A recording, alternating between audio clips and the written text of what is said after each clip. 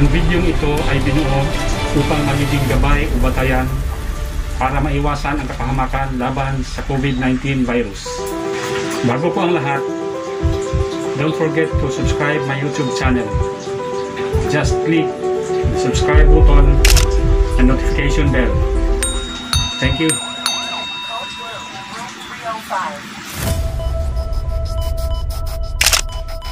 Noon pong January 11, 2021, nakipag-ugnayan po ang aming tanggapan sa Philippine Red Cross upang magkandak ng swab test para sa lahat ng mga empleyado nito. At siyempre, isa po ako sa na-swab nung araw na iyon. Oh no! Kinabukasan, January 12 ng bandang tanghali, nakatanggap po ako ng email from Philippine Red Cross. Sa mga oras na yon, yun na yata ang pinakamalungkot na may halong kaba na naramdaman ko sa buong buhay ko. Positibo daw ako sa COVID-19 ayon sa result na natanggap ko mula Philippine Red Cross. Ngunit wala na rin ako magagawa kundi tanggapin at harapin ang pagsubok na dala ng COVID-19. Upang maiwasan ang hawahan, lahat ng pag-iingat ay ginawa namin sa loob ng aming tahanan.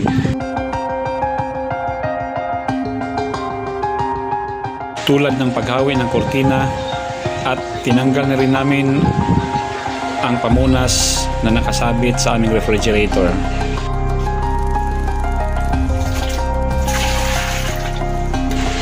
Pagkatapos ko pong gumamit ng palikuran, dinidisinfect ko po ito sa pamamagitan ng pag-spray ng alcohol.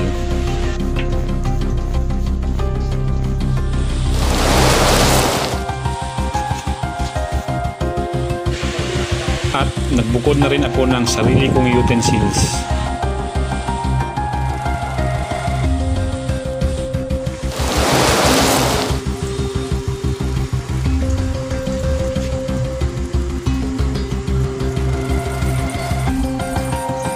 At pati tradisyonal na pamamaraang panglunas ay sinubukan ko na rin, tulad ng suob o tuob sa Bisaya. Sabi nga nila, wala namang masama kung subukan.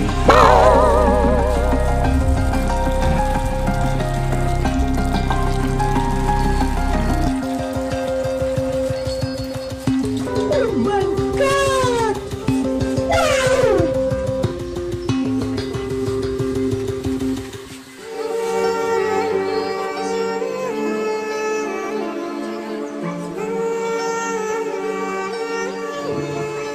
Habang nakasuob, nakikinig din ako ng Holy Rosary sa pamamagitan ng YouTube. The Holy Rosary. In the name of the Father, and of the Son, and of the Holy Spirit. Amen. The Luminous Mysteries. I believe in God, the Father Almighty, creator of heaven and earth. I believe in Jesus Christ, His only Son, our Lord, who was... Bukod po sa TV, gadgets, social media at pag-aalaman, sa pagkakataong iyon, nagsilbi ko na rin pong libangan ng aking alaga na tinuturing ko ng kapamilya. At dito ko napatunayan na hindi nga nahawaan ng COVID virus ang mga alagang aso at ibang hayop. Agad ding nawala ang aking mga agam-agam na maaari silang magdala ng virus sa aming tahanan.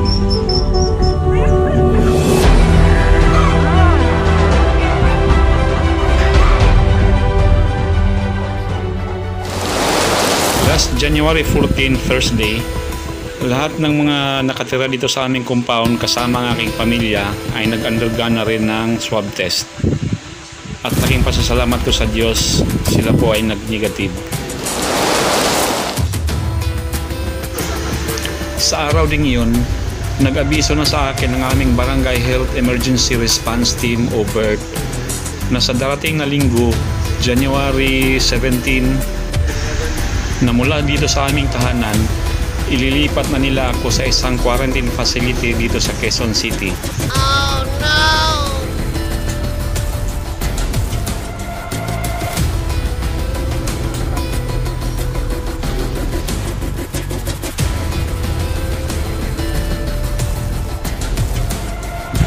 Ilang saglit pa, inalayan ako ng aking mag-ina ng pray over bago umalis ng tahanan.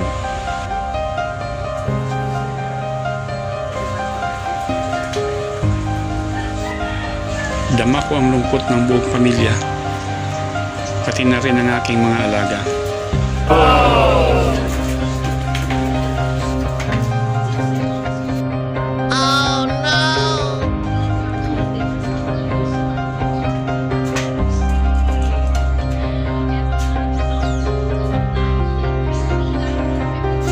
Pag-alis ko ng bahay, halos madudurog ng aking puso nung makita ko ng aking mag-ina na lumuha. Kaya pabiro kong sinabi na aakyat lang ako ng bundok at babalik din agad.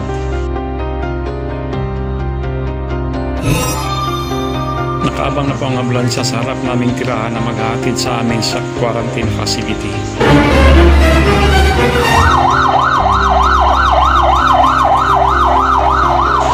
Bago po kami tumungo sa facility, idinaan muna kami sa isang ospital upang ma-check up ang aming kalusugan. Ako at ang aking mga kasama na nagpositibo sa COVID ay kinuhanan ng dugo upang ma-check ang aming blood sugar, x-ray sa lungs, heartbeat at blood pressure. Matapos ang humigit kumulang 1 oras na paghihintay sa resulta, malaki ang aking pasasalamat sa Diyos na naging normal lahat ng aking medical check-up. Maliban sa isa sa 3 kong kasama na may mild symptoms tulad ng ubo. At umabante na po kami patungo ng quarantine facility. Ilang saglit pa, narating na po namin ang Quezon City General Hospital Extension Facility. Bago kami pumasok sa bahay ni Doc, sumailalim kami sa isang interview kaharap ang mga doktor at nurses. Sa bungad pa lang ng pasilidad, magkahalong lungkot at kaba ang aking nararamdaman. Magkahiwalay po ang cubicles ng mga symptomatic at asymptomatic. Since ako po ay asymptomatic, dito po tayo sa kanang hallway dadaan.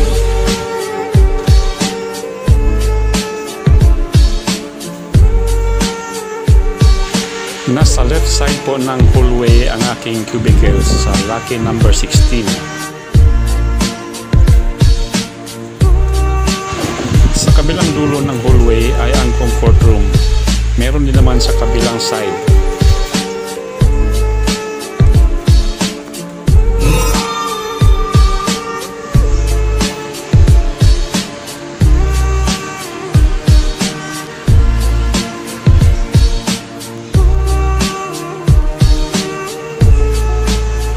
Ito po ang aking cubicle. Mukha namang malinis, kaya lang wala man lang kahit electric fan. At buti na lang may dala akong kumot. Yun na lang ang ginawa kong bedsheet.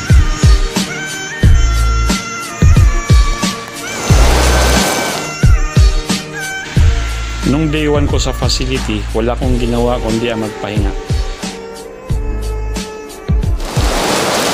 Meron din pong contact number na nakapaskil sa nurses on duty kung sakali meron kaming kailangan at emergency situation. Meron din po kaming libreng pagkain para sa breakfast, lunch at dinner, kasama na ang snacks. Namigay din sila ng libreng gamot tulad ng antibiotics at vitamins. Yahoo!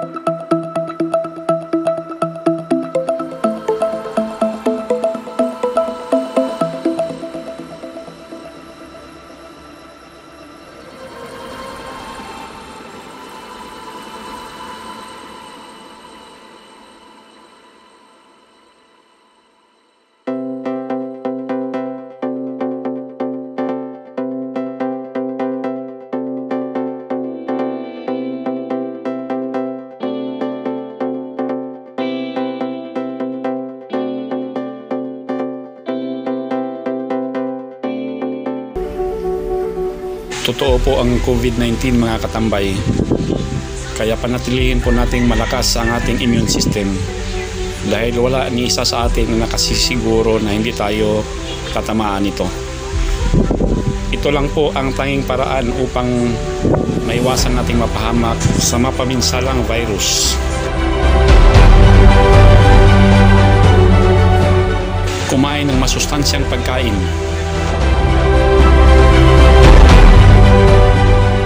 Tulad ng gulay at mga prutas. Uminom ng maraming tubig. Tamang pahinga. Iwasan ang ma-stress. Mag-ehersisyo ng 30 minutes araw-araw at uminom ng vitamin C.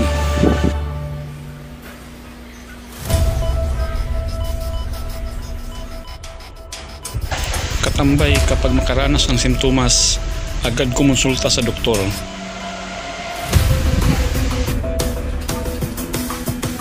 Hindi lang para sa ikabubuti sa sarili, kundi pati na rin sa mga mahal sa buhay.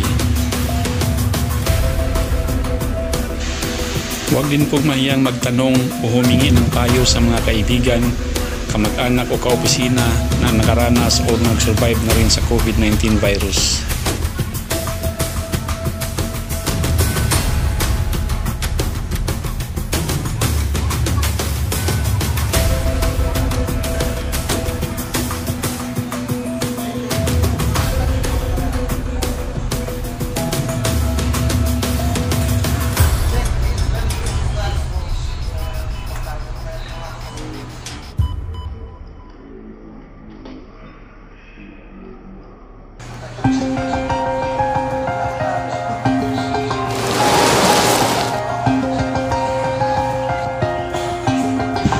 Thursday, January 21 ng umaga.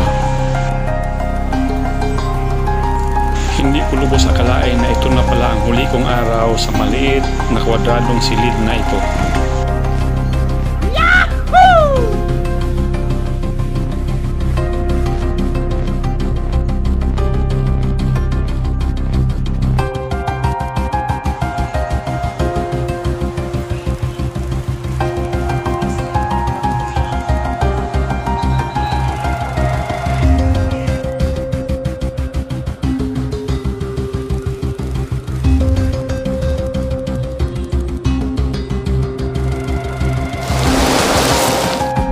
Bago ang tanghalian sa araw ding iyon, lubos ang aking tuwa at saya sa balitang natanggap ko mula sa isang doktor. Makakalaya na daw ako. Yahoo! Excited at handa na ang lahat sa aking paglaya.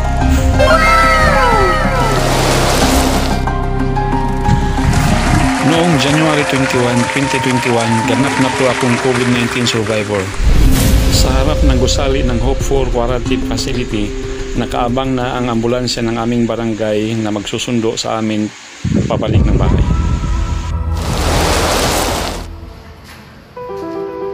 Bye mga kakusa, naway makakalabas na rin kayo sa bahay ni Doc sa darating na mga araw. Pagdating ko sa aming lugar, nanlumo ako sa akin natuklasan dahil lockdown para ng aming compound.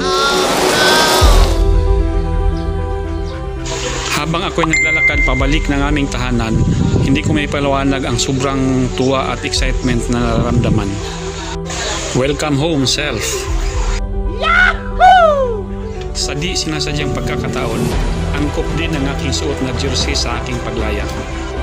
I feel free from COVID-19 virus. Sa aking pagdating, ramdam ko ang nakakaantig ng puso ang sobrang tuwa na naramdaman ng aking alaga na si Wi-Fi at ng buong pamilya. Yahoo!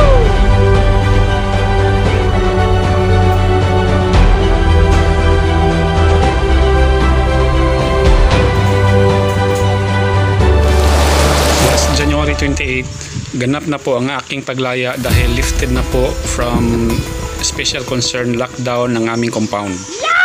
January 30, Saturday, agad naman po akong tumungo sa National Kidney Transplant Institute upang magpa-swab test muli. Ngunit sa kasamaang palad, sarado po ang NKTI noong time na yon dahil nag-upgrade daw po sila ng kanilang system. Mula NKTI, agad po akong tumungo sa Philippine Lung Center upang magbakasakali, at hindi naman ako nabigo dahil meron po silang tinatawag na one-stop swab. At doon po ako na swab sa pangalawang pagkakataon. Linggo, January 21 ng umaga. Nakatanggap po ako ng mensahe from Philippine Lung Center. Confirm at ganap na po ako naka-recover from COVID-19 virus. At dahil dito, pwede na akong mag-report muli sa aming tanggapan. Required po kasi ng opisina namin ang negative swab test result para muling makapasok. Tambay, hindi pa po tapos ang ating laban kontra COVID-19 virus. Panatilihin po nating palakasin ang ating katawan, lalong-lalo na ang ating immune system. Sundin ang health protocols. Bago ang lahat, huwag kalimutan mag-subscribe sa aking YouTube channel. Just click subscribe and then notification bell for more videos. Maraming salamat po. Keep safe.